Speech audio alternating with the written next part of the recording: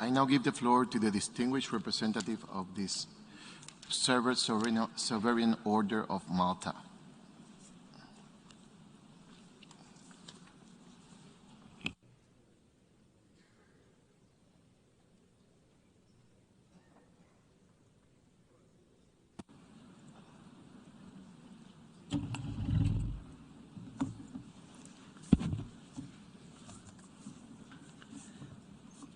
Mr. President, Secretary General, distinguished representatives, the Sovereign Order of Malta conveys its condolences to our colleagues at the U.S. mission to the United Nations on the loss of former Ambassador and Secretary of State Madeleine Albright. As a refugee herself, it is salient that her memory is invoked here and at this moment. Condolences also to our colleagues at the Republic of Ireland's mission to the United Nations on the passing of Ambassador Jim Kelly. Our national symbol is an 8-pointed cross representing the Beatitudes. One in particular is apposite in remembering these two distinguished diplomats and public servants. Blessed are the peacemakers.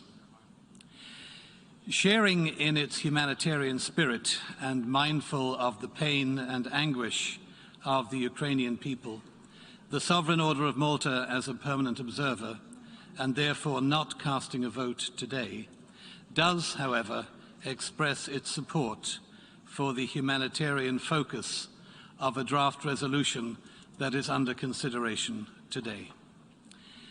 Mr. President, the Sovereign Order of Malta condemns any form of unwarranted aggression against sovereign states and is deeply concerned by the suffering of the people of the Ukraine, the suffering of civilians, especially women and children, the suffering of the sick, and the unbearable suffering of the elderly.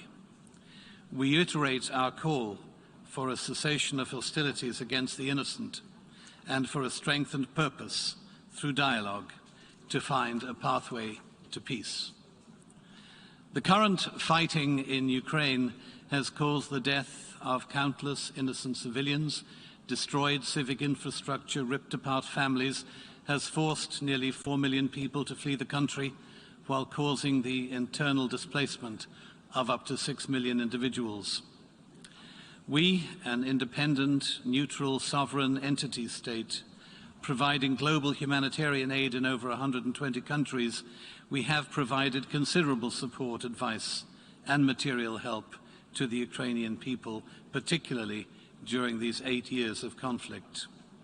At this moment, our staff are currently serving in Ukraine and in neighboring countries, totaling over 5,000 personnel with tens of thousands of volunteers, doing everything from serving hot food and drink, caring for victims of injury and accident, providing first aid, medical assistance, counseling, emotional support, and securing short and long-term accommodations.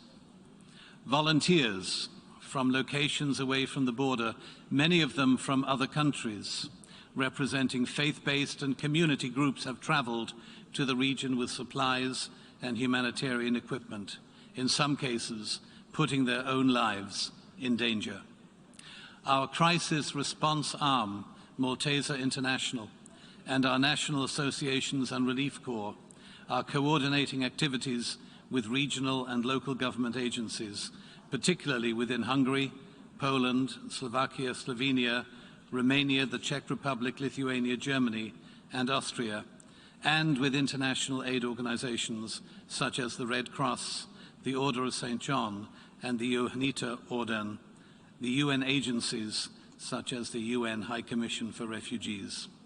We are also engaged in an international fundraising program to ensure that adequate resources continue to be available.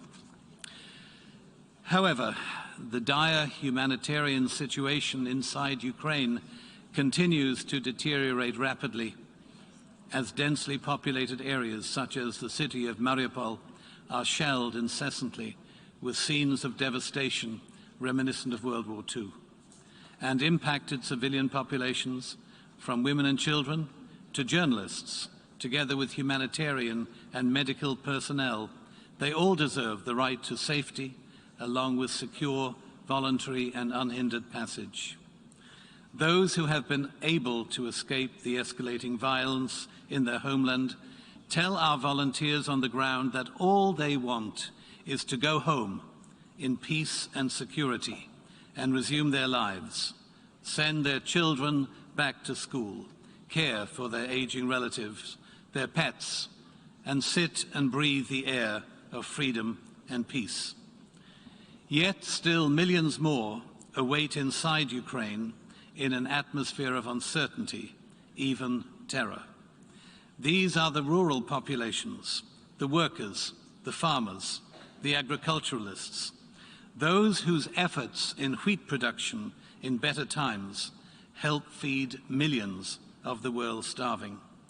Now they face the prospect of starving too, and they need our help, while the UN World Food Programme and millions across Africa and in other nations of the world desperately wait for a solution that will provide life-giving sustenance to the hungry. Mr. President, refugees and IDPs are especially vulnerable, and the Order of Malta expresses serious concerns at the heightened risk of sexual violence, especially trafficking in persons, which has already been observed from border locations, reported by numerous NGOs, the media, local police officials. To reduce the risk of human trafficking, effective assistance, protection, and clear advisories must be provided to refugees without discrimination. Adequate training needs to be provided to those providing advice and assistance, that these vulnerable women, children, and youth will not fall victim to this scourge. We appeal to all people of goodwill to assist in the protection of all refugees, IDPs, and persons in need, inside and outside of Ukraine. And we ask the UN community for compassion on behalf of the innocent. Distinguished delegates, thank you for your attention. Thank you very much. And with this, we have heard the last speaker on this item. Before we proceed